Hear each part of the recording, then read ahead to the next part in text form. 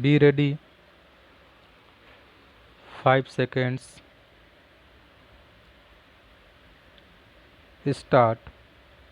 From an overall perspective, the first tranche of announcements made by Finance Minister Nirmala Sitharaman under the Atmanirbhar Bharat Abhiyan on Wednesday is impressive indeed.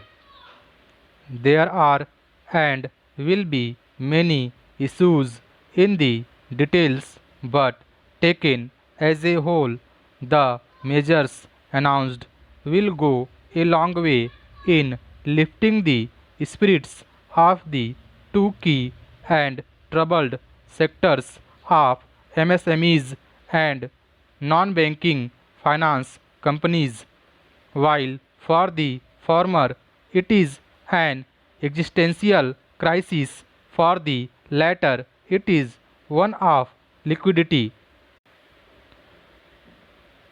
The massive rupees 3 lakh crore collateral free assistance handed out to MSMEs will help them crank up their operations. Ms. Sitharaman has done well in extending a sovereign credit guarantee for the complete amount, as banks may otherwise have been reluctant to support troubled borrowers.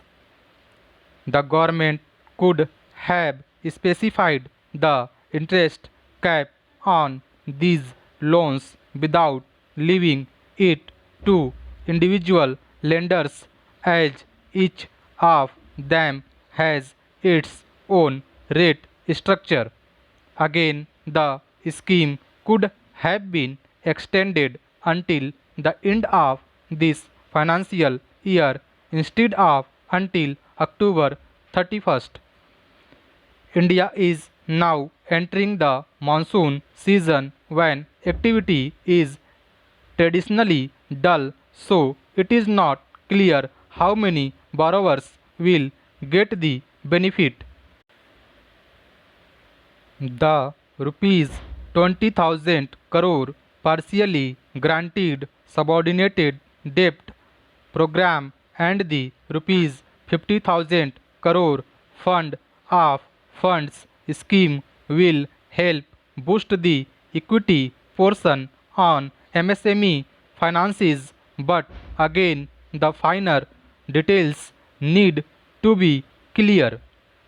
NBFCs, housing finance firms, and microfinance entities get a much required liquidity boost in the form of a rupees 30,000 crore scheme wherein their debt paper will be fully guaranteed by the government. With this and the partial credit guarantee scheme of rupees 45,000 crore, the government has broken the log jam wherein banks were unwilling to extend credit despite the RBI's strong push. This should largely attenuate the liquidity crisis in the non-banking space for now. The minister has also done well in addressing the liquidity issues of power distribution companies through a rupees 90,000 crore infusion that will be securitized on their receivables and backed by a state government guarantee. Wednesday's announcements are focused on the liquidity part of the crisis.